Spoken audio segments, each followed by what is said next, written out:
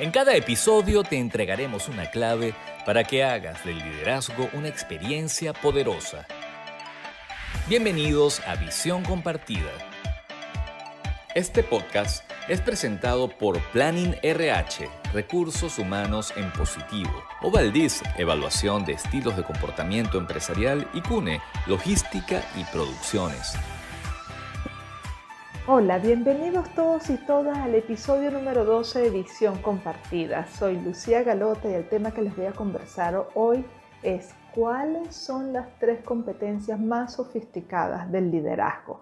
Me encanta este tema porque en la medida en que transitamos por crisis, las crisis nos van retando en los diferentes roles que nos toca ejercer en el día a día. El liderazgo no se queda afuera de estos desafíos en los que las maneras, los hábitos, las herramientas que tenían utilizando por muchos años, pues frente a estas crisis no funcionan tan bien como antes y les toca aprender nuevas habilidades, nuevas destrezas, nuevos comportamientos y nuevas competencias. Pero en el caso de estas 3 competencias, que la crisis actual nos está retando a aprender, son muy sofisticadas y son 3 competencias que vale la pena hacerse acompañar en procesos de mentoring, de coaching, para poderlas aprender en ambientes más amables y saberlas utilizar realmente en la práctica, porque estas 3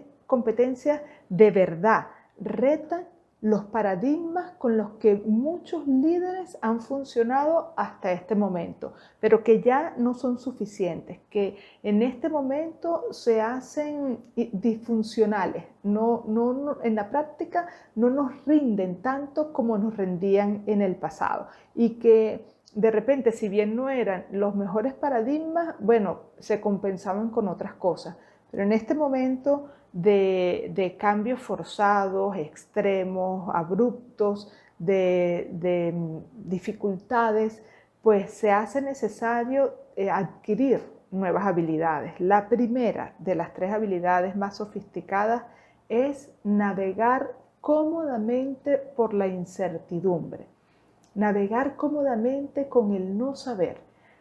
Esta competencia es tan difícil que he visto mucho cómo el líder tiende a confundir su opinión personal con la verdad cuando no comprende algo. Cuando no comprende lo que está pasando, él prefiere crearse un juicio, una opinión personal, en vez de aceptar que no sabe, en vez de aceptar la incertidumbre. Él tiende a darse una explicación, aun cuando esa explicación sea falsa. Él prefiere de manera inconsciente autoengañarse con falsas certezas en vez de cuestionarse las conclusiones y los juicios que ha sacado y darse cuenta que la verdad es que no sabe.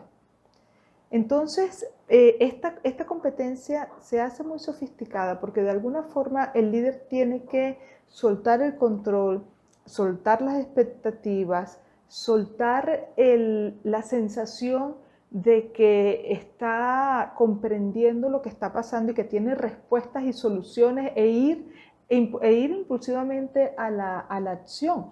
Pasa mucho que el líder está acostumbrado a actuar, a ser reactivo, y la mayoría de las veces se basa en una opinión personal porque es mucho más rápido. Es mucho más rápido construir una conclusión personal, un juicio personal, que ir y dar el tiempo para comprender qué es lo que verdaderamente está pasando. Entonces, una persona de acción, para poder justificar lo que está haciendo, pues necesita tener un juicio sobre lo que está sucediendo. Pero la mayoría de las veces ese juicio es falso. Él no lo está haciendo a propósito, él realmente está creyendo que ese juicio es de verdad. Por eso es que esta competencia de navegar cómodamente por la incertidumbre se vuelve todo un reto, porque hay que lidiar con la incomodidad de no saber, pero primero con la impulsividad de ir a la acción, de querer ser una persona de acción frente a eventos que no estoy comprendiendo, y al mal hábito de hacerme juicios de valor para creer que sí los estoy comprendiendo. Entonces, ven el truco que la persona de manera inconsciente se utiliza para poder montar esta práctica de poder llevar a la acción sus soluciones, producto de una opinión personal y no aceptar que verdaderamente no sabe. Entonces, navegar cómodamente por la incertidumbre es la primera competencia que valdría la pena que trabajaras, aprendieras y permitieras desarrollar, sobre todo en este momento que la vas a empezar a requerir de manera cada vez más contundente. Permitirte no saber, soltar las certezas y las opiniones personales, cambiar los juicios por probar, medir, analizar, evaluar, para comprender de verdad la realidad. El no saber realmente es el terreno de la potencialidad pura, es el espacio para la creatividad, porque una persona que está muy confiada en sus conclusiones tiene poco espacio para crear y poco espacio para incorporar nuevos aprendizajes y nuevas ideas. ¿Quieres saber los errores más frecuentes de los líderes en las empresas? Escucha con atención los imperdonables del liderazgo. En los imperdonables del liderazgo de este episodio quiero narrar una tendencia que he visto en las diferentes reuniones que hago con los equipos de trabajo y que tengo que intervenir para neutralizar esa tendencia, y es que cuando el jefe está, ya hay una actitud de hablar en función de lo que ellos creen que el jefe quiere que se diga o en función de seguir la línea de pensamiento que el jefe ha propuesto. Se siente, yo he visto muchísimo la sensación de miedo a decir algo diferente, a confrontar o a debatir las ideas que el jefe está proponiendo. Cuando eso sucede, es muy obvio que el ambiente laboral no es un ambiente permisivo para las diferencias, que no es un ambiente que está proponiendo apertura para que la gente se arriesgue, para que la gente pueda hablar libremente si lo que va a decir es distinto a lo que está pensando el jefe.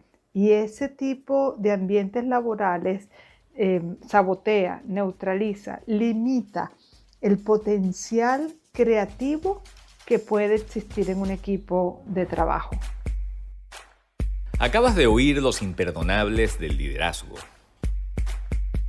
Dijimos en el inicio del podcast que la primera competencia sofisticada de las que vamos a hablar hoy, de las tres que les voy a hablar hoy, es navegar cómodamente por la incertidumbre. La segunda es integrar las diferencias. Las diferencias como tal no son un problema. El problema es lidiar con lo que las diferencias producen en ti. ¿Qué hacer, por ejemplo, con la impaciencia, la irritabilidad, las ganas de huir o de atacar o de defenderte, las ganas de argumentar hasta morir para convencer a los demás de que tienes la razón? ¿Qué hacer con la incomodidad? Con la incomodidad que genera tener enfrente algo que es diferente. Alguien que piensa diferente, alguien que tiene una manera de hacer las cosas diferentes a las mías, y que si yo estoy muy agarrado a ese hábito de la manera en cómo yo lo hago y creo que es el correcto, pues en esa medida las diferencias que aparezcan frente a mí van a ser mucho más retadoras en la incomodidad que me van a producir.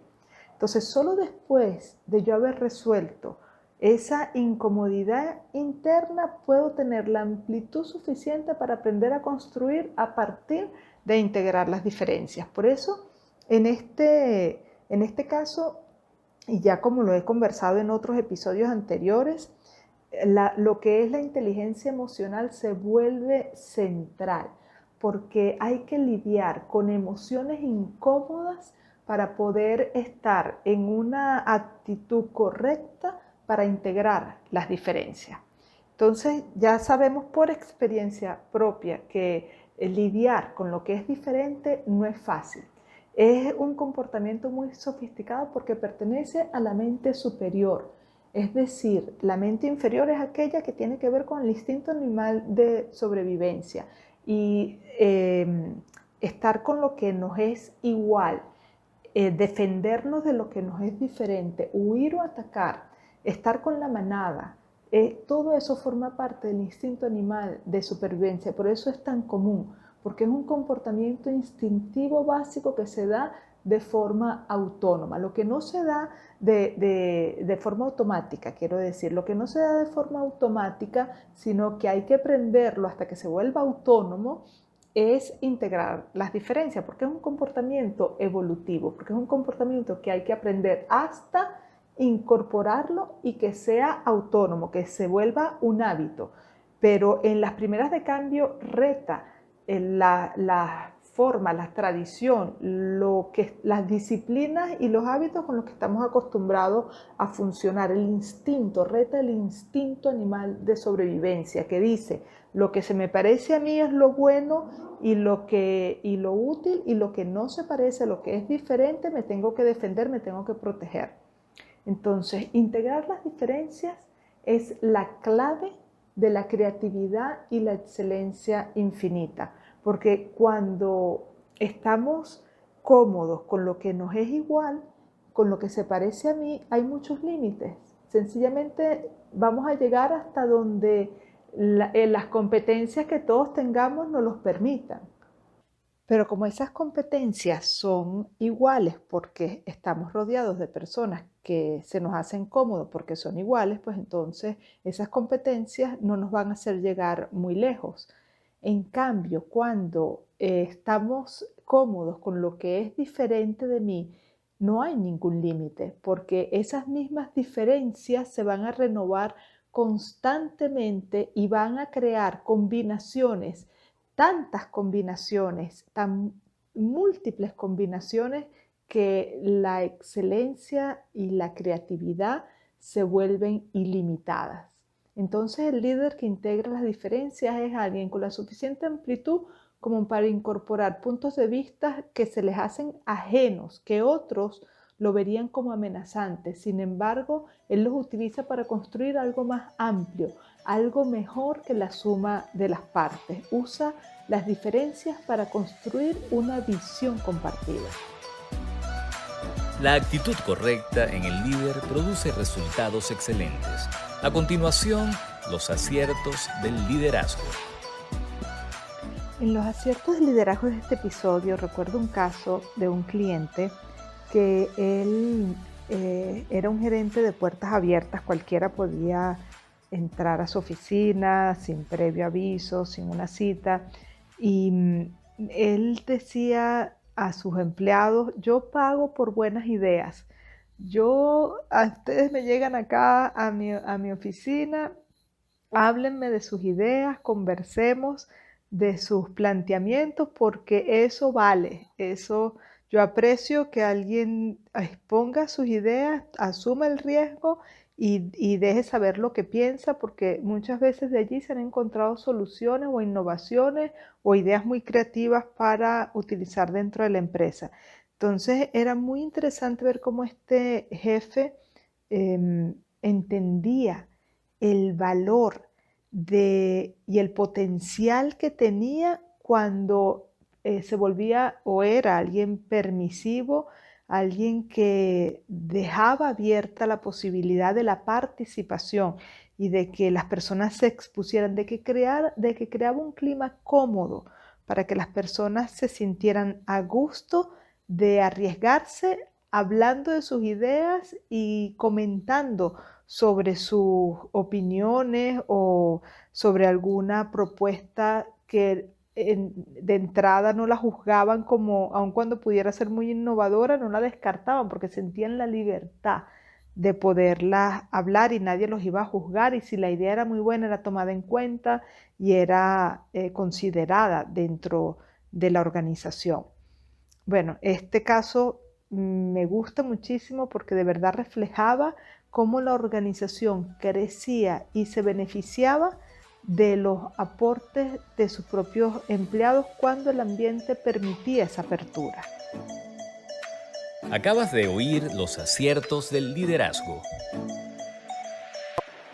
La tercera y última competencia sofisticada es estimular el flujo de la influencia. ¿Qué es esto?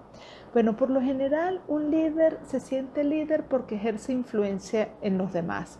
Y la influencia se ve y se contempla como algo de una sola vía. Yo soy líder porque yo ejerzo influencia en mi equipo. Mi equipo hace lo que yo les digo, mi equipo hace la visión que yo les he transmitido y los objetivos que les he dicho que deben hacer. Y ellos, producto de que soy una autoridad para ellos, ellos obedecen.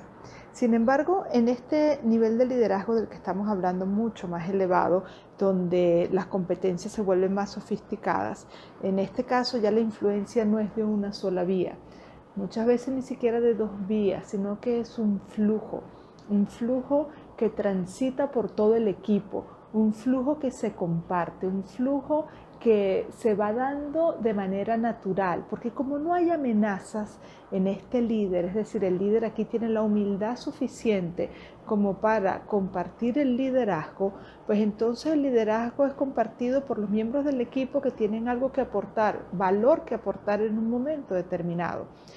Si yo como líder me he preparado con un equipo que es un equipo de alto desempeño, que me he preocupado en que sean autónomos, que sean competentes y tengo la humildad suficiente para compartir el liderazgo, pues esa influencia se va a convertir en un flujo en donde todos los miembros del equipo pueden participar y pueden dejar saber su manera de pensar, sus aportes, sus ideas, sus propuestas, y ellos, en la medida en que obviamente esa participación suceda, pues van a ir agregando valor y la influencia se va a ir dando de todos para todos como un flujo. Entonces, cuando se dejan las estructuras piramidales atrás para conformar verdaderos equipos de alto desempeño, ya la cultura en este caso no se crea en cascada según cómo piensen o cómo se comporten los líderes, como había sido la tradición hasta ahora. En este caso se crea con la participación de todos. La cultura se da entonces porque todos, conformando un equipo de alto desempeño y en ese liderazgo compartido, pues todos agregan valor. Pero repito, esto se debe dar, o esto se da cuando el líder se ha preocupado en conformar un equipo que sea de alto calibre, un equipo Fórmula 1 como los llamo yo, se ha preocupado por facultarlos, se ha dedicado a volverlos autónomos y ha estimulado la participación en la toma de decisiones y en las soluciones de los problemas, ha permitido la creatividad y ha estimulado la innovación y no se siente amenazado con rotar el liderazgo y compartir la influencia, que sea el que tenga algo que decir, que sea el que pueda agregar valor en un momento determinado, el que ejerza influencia en ese momento en el equipo. Entonces, esto es una competencia de muy alta jerarquía, muy sofisticada, porque está basada en la humildad y no es muy común conseguir líderes verdaderamente humildes que permitan que empoderar a su equipo de tal forma que en un momento determinado el liderazgo esté tan fluyendo dentro del equipo, la influencia sea de todos, que no se sepa quién es exactamente el jefe, porque el jefe es uno más del equipo, y no que no se sepa porque lo irrespetan, sino todo lo contrario, porque es una autoridad formal, pero no es el protagonista de la historia. Los protagonistas son todos, el protagonista es el equipo. Bueno, con esto hemos llegado al final de este episodio número 12. Espero de corazón que les haya gustado. Suscríbanse al canal, denle el like, compartan el video, déjenme los comentarios, sigan en las redes sociales @LucyGalota, y bueno, allí van a conseguir otro material complementario a este que consiguen aquí en el podcast. Bueno, muchísimas gracias por acompañarnos hasta aquí, se les quiere y se les desea lo mejor. Nos despedimos a nombre de todo el equipo de Visión Compartida y de nuestros patrocinantes: Planning RH, Recursos Humanos en Positivo; Ovaldis, Evaluación de Estilos de Comportamiento Empresarial; y CUNE, Logística y Producciones.